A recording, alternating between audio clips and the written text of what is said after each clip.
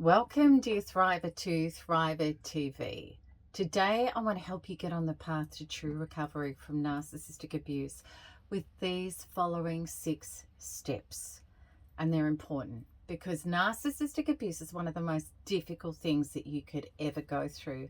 However, I don't believe that it takes years or forever to recover. I've seen proof that when people commit to these following 6 steps that I'm going to share with you in this video, that they start to experience relief really quickly. Many people who work diligently at these steps are able to recover from their trauma in a few months, and often within a year or even under.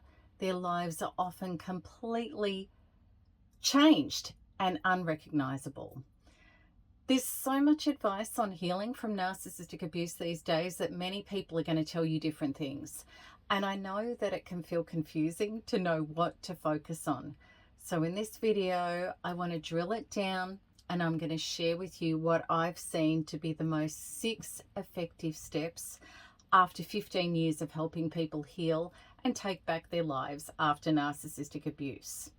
So before I get into the steps, I want to remind you, if you haven't yet subscribed to my channel, please do, and also hit the notification bell so that you'll be notified every time I release a new video.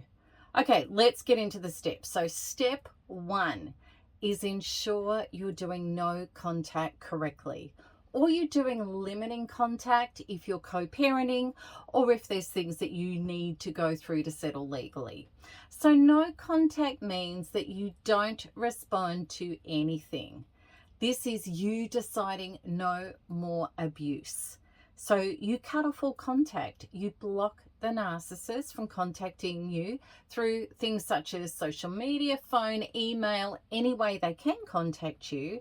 And you don't respond to any emails or phone contacts where you don't recognize the number or the email address.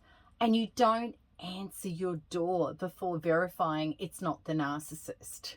Now, it's also important to have no contact with yourself, strong boundaries with yourself, so that you're not checking up on this person's social media platforms, and you're not asking people about what this person is up to.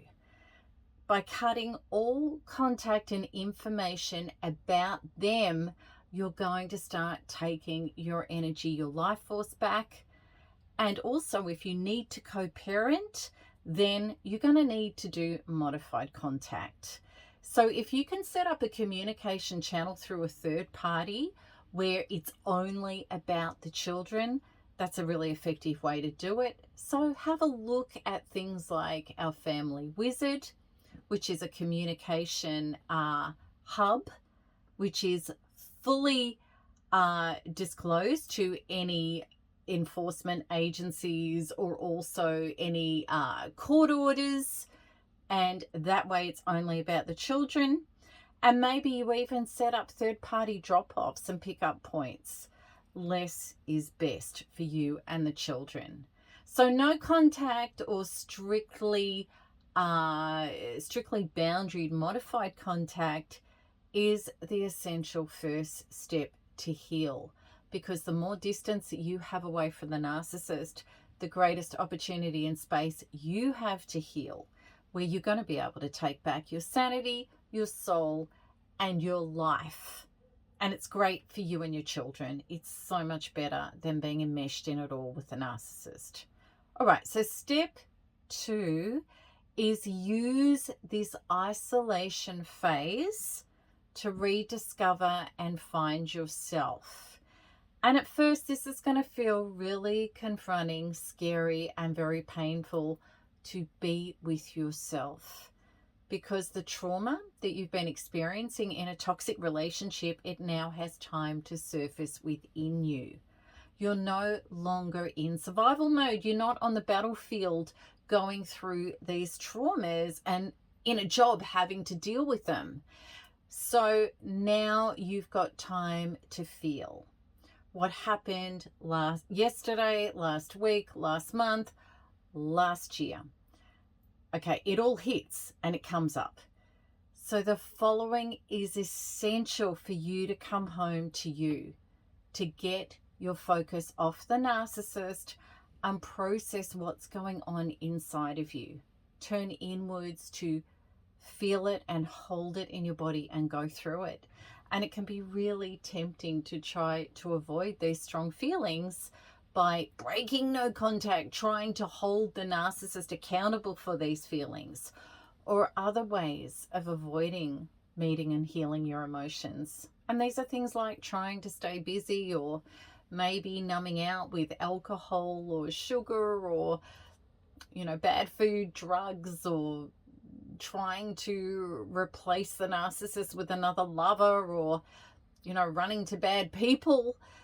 But this is not advisable at all, because the true way out of this, the only path to real recovery, is to be with yourself through these feelings. We can't heal what we're not prepared to meet and feel. And if you have a way to fully feel what you're going through and hold these emotions and validate them and then let them go, then you can move through this difficult part really quickly, so that you're not going to return to the narcissist or stay stuck in the traumatic obsession for too long. So, and I talk about it often, NARP, the Narcissistic Abuse Recovery Program, is a very effective and supportive way to hold, feel, and release these painful feelings and finally go free from them. Okay, so step 3 is self-care. And this is the time to put yourself first. Self-care is not just about a new haircut and a wardrobe. Rather, this is about ensuring that you get as much health into your being as possible to support your recovery. Things like eating nutritious food and drinking filtered water, doing gentle exercise. And you may want to see a functional medicine expert to have your bloods done and look at the levels of the vitamins and minerals in your body, things like vitamin D and magnesium and other things that can be seriously depleted through trauma. And certain supplements can really help you regain health and support that are great for your healing journey. Taking nice baths in Epsom salts and things like essential oils, listening to meditation music, going for gentle walks in nature, reading positive and life-affirming material. My resources are really good for you. So all of these kind of things are really excellent and true examples of self-care, as is limiting your time with toxic, draining people and starting to say no to those things and habits and people which are not good for you. In the NARP program, I've written a complete self-care ebook that comes with NARP. It's one of the bonuses, and it gives you more details about powerful healing self-care practices. Okay, so step 4 is the 90-10 rule. So important. Information about narcissists and narcissism, it can be really fascinating and addictive. It's a phenomenon. However, focusing on narcissists will not heal you. Imagine if somebody was hit by a car and people just chased after the driver and the person smashed up on the road got left there. That's not going to heal them, chasing after the driver. And this is true for you. And this is why we state how important the 90% focus on healing you and the 10% learning about narcissists is. Yes, you need to understand that narcissists exist and what that means, but it's time to heal you. And this is what the greater majority of your focus must be on for you to get well. People who just focus on researching narcissists do not heal. Healing you heals you. So let's look at what the healing you is, which is step 5, which is the inner healing. What does this mean? What do you heal?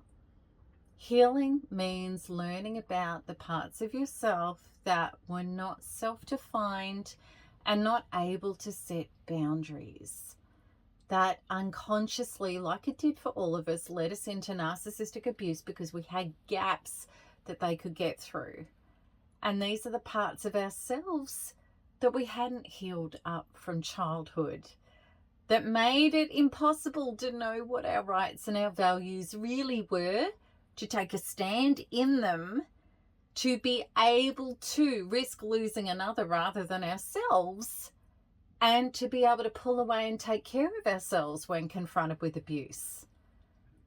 And when we're learning about these things to heal them, this is where, rather than self-avoiding, self-abandoning, and self-condemning about our inner insecurities, trying to push them under a rug and not look at them or be disgusted or ashamed of them, these inner insecurities, these fears, and these underdeveloped parts, we turn this inner journey into one of super presence, which is love and fascination and support for ourselves in order to heal and develop up these previously unconscious parts.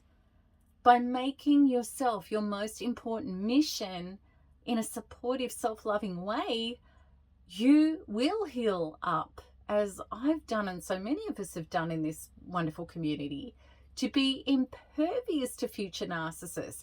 And you will go free to be a wiser, more aligned self with your values and your intuition, able to speak up, able to set boundaries and walk away and be the healthy generator of your conscious life, because that's what thriving is all about after this.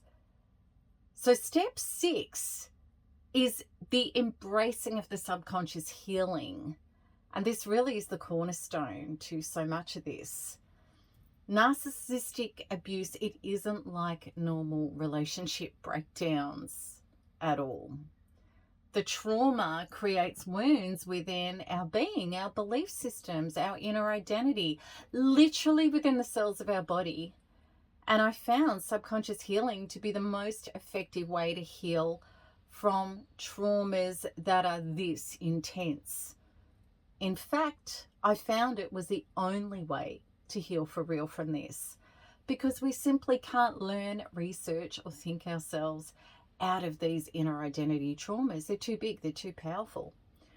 We need a healing process much deeper than what was previously contemporarily available. Over many years, I developed and improved the Quantum Freedom Healing Method to address the traumas of narcissistic abuse in our inner identity. And so far, it's helped tens of thousands of people take back their lives.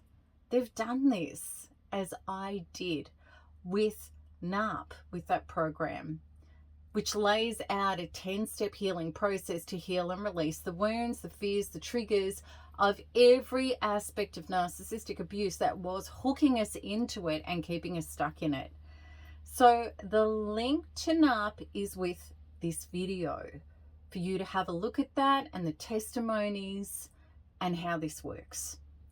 All right, so I really hope that these 6 clear steps have helped you demystify how to heal from this and really given you a positive way to be able to approach these steps so that you can come up and out of this and out the other side in record time in ways that will stun you and really give you your life back. Okay, so until next one, keep smiling, keep healing, and keep thriving, because there is nothing else to do. Lots of love. Bye-bye.